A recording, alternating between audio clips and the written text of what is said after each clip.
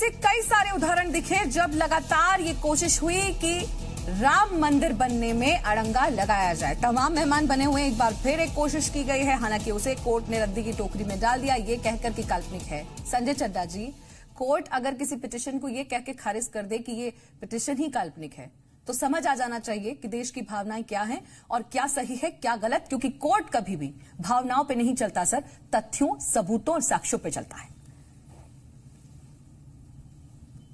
और सिर्फ एक बात जिसपे कोर्ट के समक्ष जो सरकारी वकील थे उन्होंने ये कहा कि ये जो कोरोना काल है इसमें जो गवर्नमेंट की एडवाइजरीज हैं उनको इस कार्यक्रम में संपूर्ण रूप से फॉलो किया जाएगा।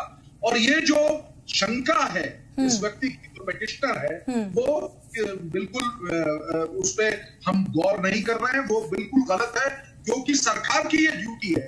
और ये बात बिल्कुल सत्य भी है कि सरकार किसी भी तरीके से अपनी ही एडवाइजरी के खिलाफ नहीं जाएगी। तो इस वजह से कोर्ट ने कहा कि इस तरह की प्रेजम्पशंस और इस तरह की आप इक्वेशन पे आप ये प्रिज्यूम कर रहे हैं, आप ये सोच रहे हैं कि ऐसा होगा। ऐसा क्यों होगा जब सरकार ने ही वो एडवाइजरी दी है कि इतने लोग होंगे, सोशल डिस्टेंसिंग फॉलो की जाएगी, मास्क लगाया जाएगा और तमाम चीजों को फॉलो किया जाएगा। तो आप इस तरह की प्रिजम्पशन क्यों कर रहे हैं? और ये काम अगर होना, इसके लिए कोई जो समय मुकर्रर हुआ है, वो जो दूसरे पक्षकार हैं जो जिन्होंने किया है, वो उसके लिए अपनी उनके पास क्षमता है, उन्होंने सही किया है। और दूसरा ये कि अगर कहीं पे कोई वॉयलेशन होती है तब इस बात को तब जांचा जाएगा।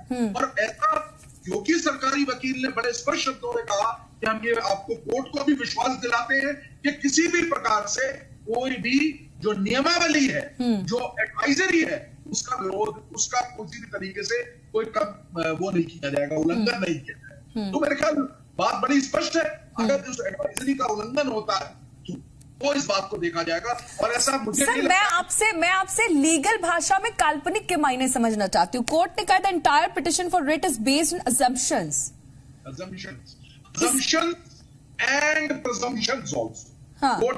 यस। तो मैं लीगल भाषा में काल्पनिक के कितने बड़े मायने हैं, मैं इसलिए आपसे ये जानना चाहती हूँ और बहुत शांति से समझना चाहती हूँ, क्योंकि इस वक्त पूरा देश सुन रहा है, इसी के आसपास पूरी बहस चल रही है। प्रोटोकॉल नहीं तोड़ा जाए, सोशल डिस्टेंसिंग का ख्याल रखा जाए, ये एक्सपेक्ट कर रही है कोर्ट। और लिखा भी है कि at present we expect the organisers and the government of Uttar Pradesh would ensure all the protocol applicable for social and physical distancing. In view of whatever states above, we do not find any just reason to interfere in this matter. पर assumptions का क्या मायने हैं? काल्पनिक कहना legal भाषा में क्या मायने रखता है? बिल्कुल, ये एक बहुत देखिए क्या है कि अगर तो हम इस तरह के प्रश्नों को उठा के और न्यायालयों के समक्ष जाने लगेंगे तो हर बात पे कि सरकार इस चीज को फॉलो नहीं करेगी तो आप हमें ऐसी प्रिजम्पशन है। आप कौन होते हैं इस चीज को प्रिजम्प करने वाले? अगर तो ये बड़ा सख्त शब्द का इस्तेमाल है और इसको पॉजिटिव वे में। और मैं आपको एक बात और बताना चाहता हूं कि हमने इस तरह की वर्डिंग्स जब पहले निर्णयों में देखी है, तो अगर कोई प्रिजम्पशंस के आधार पे आ जाएगा और अपने सरमाइज के आधार पे आ जाएगा कि ऐसा हो सकता है, तो कोर्टों ने जुर्माने भी लगाए हैं ऐसी पिटीशंस को निरस्त करने।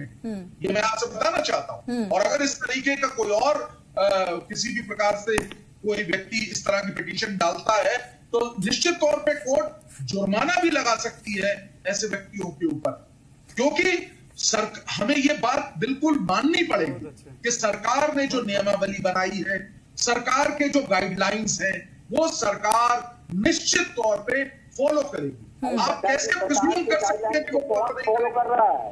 बीजेपी के खुद के नेता फॉलो नहीं करते हैं। ओहो, ऋषि मिश्रा जी, लीगली भाषा में समझ रहे थे ना आप? लीगल भाषा में समझ रहे थे ना?